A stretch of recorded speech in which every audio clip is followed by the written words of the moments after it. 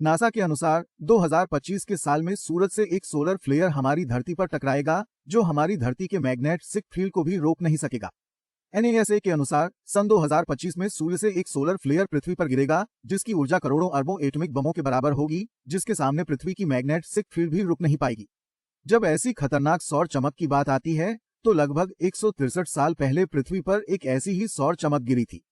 1869 के 1 सितंबर को जब एक ब्रिटिश खगोलशास्त्री रिचर्ड कैरिंगटन सुबह करीब 11:18 बजे सूर्य की गति का अवलोकन कर रहा था, उस समय उसके टेलीस्कोप से अचानक इतनी तेज रोशनी चमकी कि उसके बाद रिचर्ड कुछ भी नहीं देख पाया। लगभग 5 मिनट तक रिचर्ड को लगा कि शायद उसकी आंखों के सामने से कोई कॉमेट गुजर गया हो, इसलिए उसने इसे नजरअंदाज कर दिया, लेकिन उसकी ये गलती भविष्य में दुनिया के लिए एक बड़ी खतरा बन गई। द वर्स से संचालित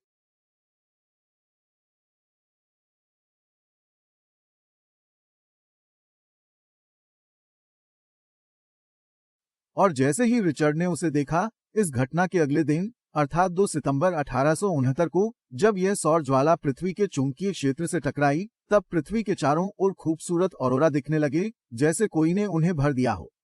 आकाश में विभिन्न रंग दिखाई दे रहे थे। इन ऑरोरा की चमक इतनी तेज थी कि उस रात लग रहा था जैसे दिन हो गया हो।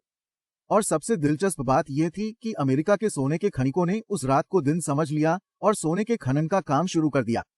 लेकिन जैसे ही सौर चमक भूमि के आवेशित कणों के ऊपरी वायुमंडल में प्रवेश करती है, सभी विद्युत ट्रांसफार्मर, खंभे और टावर आग लगा लेते हैं और सभी कंपनियों और टेलीग्राफिक सिस्टम बंद हो जाते हैं। द वर्स से चलाया गया।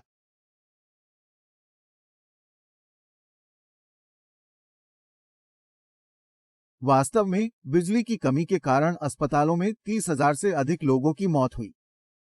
आपको जानकर हैरानी होगी कि कुछ जगहों पर करंट फ्लो इतना ज्यादा था कि बिजली के उपकरणों को प्लग इन न करते हुए भी उन्होंने बिना बिजली के अपने आप काम करना शुरू कर दिया। क्या यह सिर्फ शुरुआत थी, क्योंकि सौर ज्वाला मजबूत होते होते ही पूरी दुनिया अंधेरे में चली गई। अब बहुत से लोगों को ये सोचना होगा कि मैंने शुरुआत में बताया था कि इतनी शक्तिशाली सौर चमक पृथ्वी को नष्ट कर देगी। तो यहाँ ऐसा कुछ क्यों नहीं हुआ? वो इसलिए क्योंकि 1869 में पृथ्वी पर आने वाला सौर तूफान इतना ताकतवर नहीं था। द वर्स द्वारा संचालित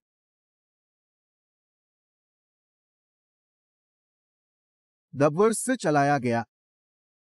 यहाँ ध्यान देने वाली बात यह है कि नासा के अनुसार ये सोलर फ्लेयर 1869 के सोलर फ्लेयर से लगभग 100 गुना बड़ा होने वाला है।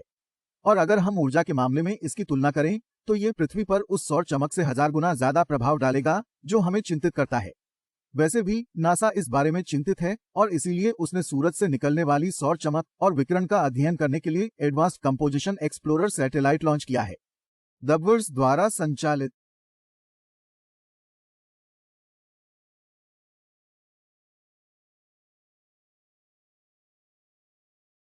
और इतनी कम वक्त में धरती को इस आपदा से बचाना लगभग असंभव हो जाएगा, क्योंकि सोलर फ्लेयर की रफ्तार 48 अरब किलोमीटर प्रति सेकंड से भी ज्यादा होगी। वैसे तो ऐसा हर बार नहीं होता, पर यह होता है जब सूरज का मैग्नेटिक फील्ड हर 11 साल में खुद को पहचानता है और अपनी पोलैरिटी बदलता है, जिसका मतलब है कि इस तरह की सौर चमक हमारे सौर मंडल में हर 11 साल में फिर से होती है। पिछली बार सौर चमक 2014 में पृथ्वी से टकराई थी और अब यह 11 साल में यानी 2025 में फिर से पृथ्वी से टकराएगी।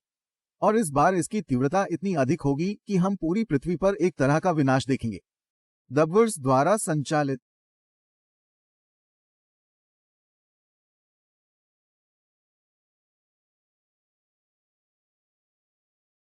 जिसके बाद सैटेलाइट के टुकड़े हमारी धरती पर गिरने लगेंगे, जो धरती पर पेंट की बारिश की तरह दिखेंगे।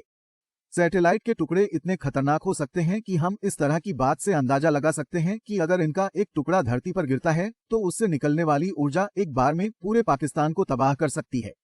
इसलिए हम कल्पना भी नहीं कर सकते कि अगर 5500 उपग्रहों का एक टुकड़ा पृथ्वी पर गिर जाए तो हमारे साथ क्या होगा।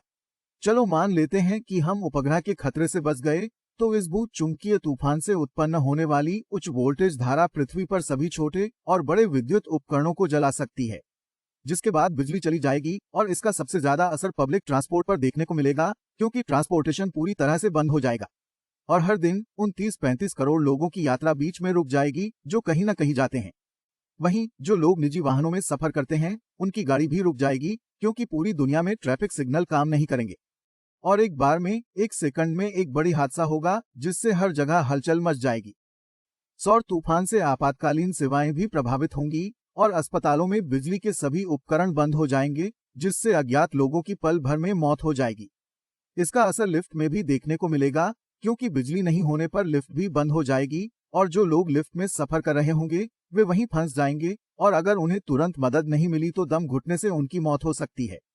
जाहिर है इसमें कई लोगों की मौत होगी, लेकिन जिंदगी के साथ साथ दुनिया की कुल जीडीपी को भी नुकसान होगा, क्योंकि दुनिया की हर चीज बिजली से जुड़ी हुई है।